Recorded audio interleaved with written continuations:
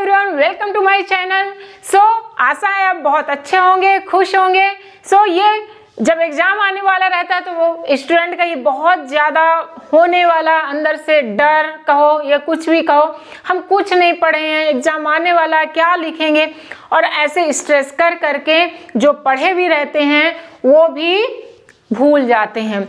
इसमें कुछ बात करेंगे कि कम टाइम है, बट यदि आप फॉलो करते हो कुछ टिप्स को, अपने टाइम को, तो आप बेस्ट परफॉर्म कर सकते हो, बहुत अच्छे मार्क्स, बहुत अच्छे नंबर, बहुत अच्छे परसेंटेज ला सकते हो। ओके, पहला है, सबसे इंपॉर्टेंट है, क्रिएट अ स्टडी शेड्यूल।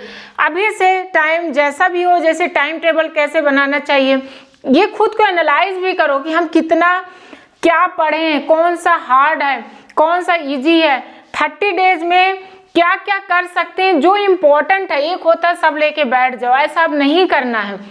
जब टाइम कम रहता है तो जो इम्पोर्टेंट है, जो आए हुए क्वेश्चन ज़्यादा, उसका प्रैक्टिस ज़्यादा से ज़्यादा करो, और जो टेस्ट होते हैं उनको सेट करो टाइम और पेपर दो। ये सब करना बहुत ज़्यादा ज़रूरी है। इसलिए शेड्यूल बनाओ, डेली शेड्यूल बनाओ कि आज क्या क्या पढ़ना है, क्या आज का कौन सा इजी सब्जेक्ट है, कौन सा हार्ड सब्जेक्ट है। मैथ्स को 2 घंटा देना है, हिंदी को देना है बट आधे घंटा देना है, ब्रेक भी लेना है।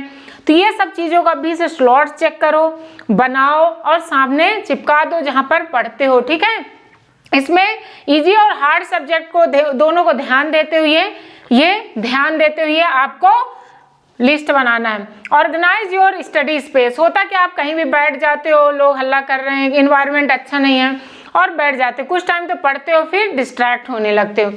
इसलिए जहाँ भी बैठते हो वहाँ पर एक क्रिएट कर लो, मीन्स जैसे टाइम टेबल सेट किया तो वहीं पर बैठो, तो एक दिखता रहेगा हमने इतना पढ़ा, ये बचा, और बुक भी साइड में रख लो। एक इन्वायरमेंट क्रिएट कर लो। सोचो, लाइब्रेरी में जाते हैं या जब क्लास में टीचर रहते हैं पढ़ाते हैं तो देखो ऑटोमेटिक पढ़ने का मन लगता है। वही चीज़ ग्राउंड में जाओ तो कैसा फील होता है, लगता थोड़ी खेल ले। सेम अपने साथ भी है, ये माइंड जैसा देखता है वैसे सोचने लगता है, वैसे करने लगता है। इसलिए जहाँ भी बैठते हो थोड़ी इन्वायरमेंट सही कर लो। मोबाइल है उसको नोटिफिकेशन ऑफ करके दूर रख दो, या जिनसे लिए हो पापा मम्मी से उनको दे दो। ठीक है, और जैसे आज क्या क्या पढ़ना, टू डू लिस्ट बनाओ, सामने चिपका दो, फॉर्मूला चिपका दो। बीच बीच में क्या है, ब्रेक जब लेते हो तो स्ट्रेचिंग करो, वॉक करो, जो फॉर्मूला इंपॉर्टेंट, ये सब देखो। कम टाइम में ज़्यादा आप पढ़ लोगे ऐसे चीज में। ठीक है, सेट क्लियर गोल। आपका गोल सेट इसलिए बोल रही हूँ क्लियर होना चाहिए क्योंकि अगर आप कुछ चीज सोचे हो हमें ये करना है, ठीक है, अगर कुछ बनाते नहीं बस बैठ जाते हो पढ़ने, लेकिन अगर उसका वो नहीं किए हो, मीन्स टाइम शेड्यूल नहीं बनाए हो, गोल को सेट नहीं किया हो कि आज हमें कितना करना है, इतना रिजल्ट लाने के लिए कैसे करना है, क्या स्टडी करना, टीचर से पूछो जहाँ भी आपको हो सके। ये सब चीज़ होता ना, जो कई लोग होते कम पढ़ते हैं लेकिन ज़्यादा नंबर लाते हैं, कई लोग होते हैं कोल्हू के बैल जैसे बहुत पढ़ते हैं लेकिन कम नंबर आता है। फर्क होता है कि कैसे वो खुद को एनालाइज करते हैं, कैसे दूसरे से पूछते हैं, कैसे उनको सपोर्ट मिलता है, ये सब कहीं ना कहीं बहुत फर्क होता है। Okay, using active learning technique, ये बहुत बहुत बहुत इंपॉर्टेंट है। ये एक्टिव लर्निंग टेक्निक मतलब फ्लैश कार्ड्स होते हैं, कहने का मतलब आप छोटे छोटे कागज में जो फॉर्मूले हैं, जो इंपॉर्टेंट चार्ट है, डायग्राम है, ये सब चिपका दो। ठीक है, वाइट बड़ा सा पेज ले आओ, उसमें भी कर सकते हो। समराइजिंग क्यों बोला, कोई भी चैप्टर का आप पूरा लेके बैठ जाओगे तो नहीं हो पाएगा, लेकिन 1 शॉर्ट वीडियो, समराइजिंग पॉइंट होते हैं इंग्लिश के देख लो या किसी भी सब्जेक्ट का। अगर एक समराइजिंग पॉइंट आपको पता है, इसमें ये डायग्राम, ये ऐसा, ये पॉइंट इंपॉर्टेंट है, ये फॉर्मूला इंपॉर्टेंट है, आप कोई भी क्वेश्चन आएगा बहुत अच्छे से लिख लोगे। ठीक है, नेक्स्ट है teaching the concept to your friends. जब आप बात करते हो या कोई भी फ्रेंड से, उनको जो आपको हार्ड लगता है वो एक बार पढ़ा दो उन्हें, हो सके तो। बात करते हुए सबके अपने दोस्त होते हैं, कोशिश करो कुछ क्वेश्चन वो पढ़ाए, कुछ क्वेश्चन आप पढ़ाओ।